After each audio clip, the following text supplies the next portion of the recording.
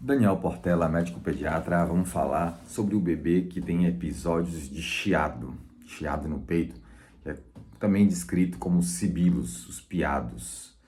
É aquela criança, então, que comumente começa ali com uma tosse, o nariz escorrendo, e depois começa a ter dificuldade de respirar. Respira mais rápido, faz força, abaixa aqui a fúrcula, as costelinhas vão marcando, né? Isso é o cansaço. E às vezes é audível, né? Ao ouvido mesmo, longe, aquele barulhinho do um miado de gato, o chiado, certo?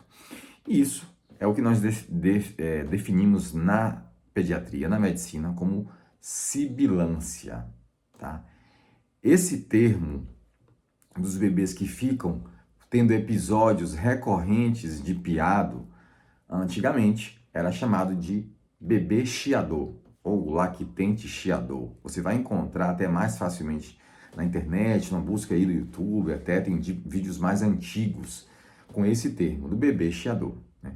Atualmente nós temos um outro termo que vem sendo utilizado atualmente já há algum tempo, já não mais de 5 anos aí, né? A Sociedade Brasileira de Pediatria, eu vou usar até o documento aqui como guia para esse vídeo, o documento da Sociedade Brasileira de Pediatria de 2017, já nomeando como sibilância recorrente. Então esse é o termo mais atualizado aí e muitas discussões vêm sendo tomadas a partir desse novo termo, que é a sibilância recorrente do lactente e pré-escolar. Traduzindo no português, é o bebê que tem episódios de chiado, né, como eu citei, na idade aí de 1 mês até 6 anos, antes de completar 6 anos, certo? Como é que a gente define se esse chiado é realmente recorrente? A gente precisa ter pelo menos 3 episódios nos últimos 6 meses, tá? Então é uma criança menor de 5 anos que já teve 2, terceiro ou mais episódios de piado, né, nesses últimos meses, 6 meses, e há ainda uma variação na literatura sobre esse número de episódios ou até o período, né? 3 episódios de sibilância no consultório eu já começo a considerar uma sibilância recorrente, tá bom? Então, é isso. Essa é a faixa etária que a gente fitou, né? Crianças até 6 anos. E aí vem a grandeza do problema, né? 20%, um quinto, um em cada 5 crianças terão esses episódios. Vão piar, vão ter sibilos, piado mais, né, de 3 vezes ao longo da primeira infância. Então é algo muito frequente. Alguns fatores de risco, né, aumentam a probabilidade dessa criança ter uma sibilância recorrente. São eles, né?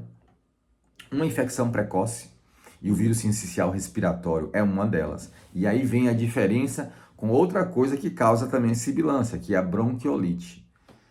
Então, um bebê que muito cedo, nos primeiros meses, 2 meses, né, principalmente antes de 6 meses, essa criança, esse bebê tem, primeira vez já, uma sibilância, uma infecção mais grave, e habitualmente é o vírus sincicial respiratório, ele tem maior probabilidade de voltar a ter novos episódios de sibilância. E isso não seria mais uma bronquiolite, a gente chamaria então uma sibilância recorrente. E é uma coisa que eu vou discriminar, mas aí o que é, Daniel? É o diagnóstico sindrômico. Não temos como falar ainda se essa criança vai ter asma, se essa criança é apenas um sibilante precoce, que não vai ter mais outros depois dos 3 anos. A gente vai ter que expectar, acompanhar essa criança. Então, esse diagnóstico sindrômico, esse nome geral, às vezes angustia as famílias. Mas é assim que a gente deve tratar, tá? Ao invés de sair dizendo que o menino de 1 ano, 2 anos tem asma, tá? Não é bem assim. Então, ter uma infecção precoce aumenta a probabilidade, sim, de risco dessa criança ter sibilância recorrente. Exposição intrauterina a tabagismo, fumo, isso é bem marcante, né? Um fator de risco é bem descrito na literatura.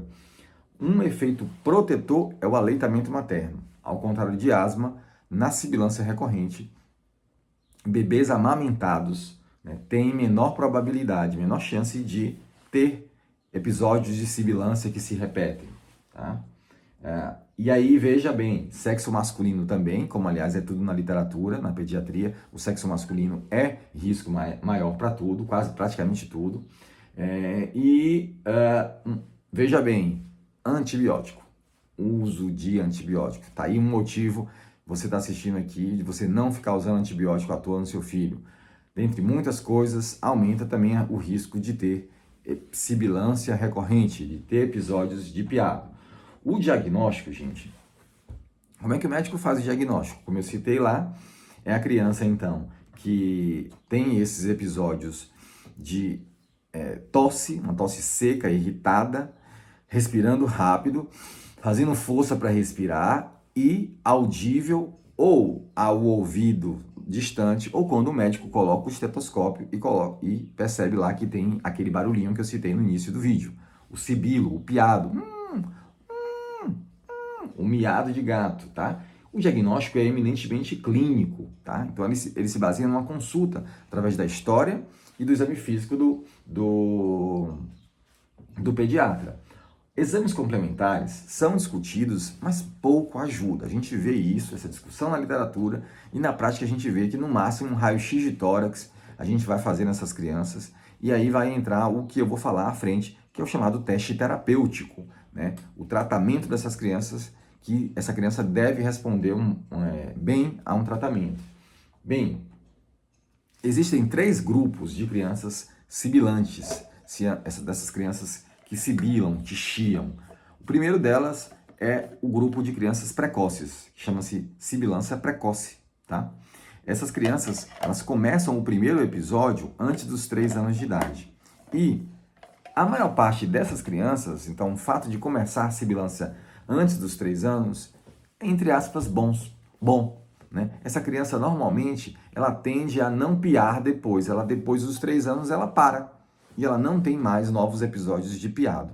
E aí, muitas vezes, a gente nem sabe qual foi a causa. Muito provavelmente foi uma infecção viral que ela teve lá no início, né? Logo no primeiro ano de vida, teve uma infecção, e aí o pulmão ficou sensível, e toda vez que essa criança gripa, né, tem episódios de resfriado, gripou, vai cansar. Gripa, piou, vai chiar. Né? Teve uma gripezinha, vai tossir mais seco, vai cansar, vai piar. É isso que é o caminho. E depois que passa 3 anos de idade, essa criança não tem mais isso e nunca mais na vida volta a ter um novo episódio de sibilância, tá? O segundo grupo são as crianças que vão chiar, vão ter o primeiro episódio de sibilância mais tardio, depois dos 3 anos. Essas crianças, né, têm uma tendência maior de persistirem com novos episódios de piado depois dos 3 anos. É mais comum a asma em crianças que começam a piar depois dos 3 anos, ao chiado depois dos 3, tá? Aí vai depender da história familiar, se tem uma história familiar forte e se tem uma associação com fatores climáticos, mudança de tempo, chuva, poeira, umidade, um tipo de alimentação, algum fator ambiental que é nítido que essa criança, quando choveu, mudou o tempo, né, ou sempre que gripa, ela vai piar. Né? E quase sempre tem uma história na família positiva, o pai ou a mãe ou irmãos. Vale só isso para a história familiar. Então, essas crianças que piam depois dos 3 anos têm uma tendência maior de fechar o diagnóstico lá na frente com asma, né? Como asma. E existe ainda um terceiro grupo de crianças, que são aquelas que não se enquadram muito bem nesses dois, é aquelas que começam cedo e expandem, continuam sibilando, piando até depois dos 3 anos, e podem até passar dos 3 anos, piando. Essas crianças também podem ter diagnóstico de asma quando ultrapassam os 3 anos piando, né? Como eu citei, vai ser necessário outras informações na história geral dessa criança. Se tem gofada, se não tem, se ganha peso, se tem tabagismo em casa, se essa criança tem algum outro sintoma cardíaco, não tem, né? Se tem alguma alteração na ausculta cardíaca, se no raio-x de tórax tem alguma malformação, se na história alimentar tem alguma associação com a história alimentar, enfim, vai precisar ser refinada essa história para a gente esclarecer melhor o diagnóstico etiológico. O que é etiológico? É a causa. Sibilância recorrente é o nome do geral, da criança que pia várias vezes repetindo. né? Agora, o que está fazendo essa criança piar assim, a gente vai ter que individualizar. A asma é uma das grandes campeãs, né? Como eu citei, principalmente dos meninos e meninas que piam depois de 3 anos e persistem piando, chiando depois dos 3 a 6 anos. Né? A grande causadora é a asma, mas uma história, né, e até exames complementares vai ser necessário nessas crianças, nesse grupo etário. Bem, o tratamento da sibilância recorrente é o uso de broncodilatadores, corticoide inalatório ou até o inibidor de leucotrieno. 3 grandes classes de drogas. Né? O salbutamol, que é aquele medicamento muito utilizado na asma, e também ainda é utilizado na bronquiolite, mas ele é a base do tratamento. E se as crianças têm recorrência mais frequente, vale a pena, depois desse terceiro episódio, eu vejo particularmente, está descrito na literatura científica, e eu vejo particularmente na minha experiência clínica, um tratamento com corticoide inalatório, ele é muito efetivo, ele reduz o número de episódios. E essa criança, então, que estava piando toda vez que gripava ou qualquer besteira, né? Então quase todo mês tendo um episódio de piada, ou às vezes piando persistentemente, né? Demora, passando 30 dias, né? Ou semanas, às vezes, com piado, sem melhorar, essa criança vai se beneficiar muito de um tratamento de manutenção a longo prazo, com um corticoide inalatório. Então, essa medicação vai ser usada de maneira contínua, por um período longo, e esse pediatra, né, mais experiente, vai acompanhar o seu bebê. Isso tem um resultado muito bom, vale muito a pena a gente investir nesse tratamento. Bem, de maneira geral, é isso que angustia mais as famílias. E a gente deixar claro aqui que a sibilância recorrente não é bronquiolite.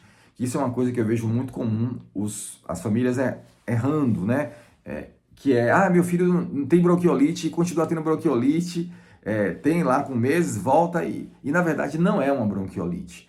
Ele pode ter tido até uma bronquiolite no primeiro episódio, lá né, nos primeiros meses de idade, mas aí ele evoluiu para uma sibilância recorrente, que é, de maneira geral, tentando resumir aqui um assunto que é complicado até de explicar para os estudantes, até mesmo pediatras compreendem de maneira ainda pouco clara. Esse seu filho, se ele começou a piar cedo, né, provavelmente esse vírus, essa infecção por vírus, sensibilizou, agrediu, inflamou o pulmão dele e fez alguma reação imunológica, né, explicando a grosso modo, que toda vez que essa criança entra em contato com novos vírus, com outros vírus, essa criança tende a deflagrar uma reação imunológica, né, a espalhar uma reação imunológica de defesa do corpo e que gera esses sibilos, esses piados. E normalmente essa criança que piou cedo, que teve uma bronquiolite cedo, ela vai parar de piar até os 3 anos de idade, tá? Mas isso não é uma bronquiolite que está se repetindo. Para a gente só finalizar esse vídeo, então é isso. Esse vídeo mais longo, com muitos detalhes aqui. Eu espero que tenha sido útil. E se você chegou até aqui, por favor, se inscreve no canal, curte e compartilha. Isso é fundamental para o nosso trabalho.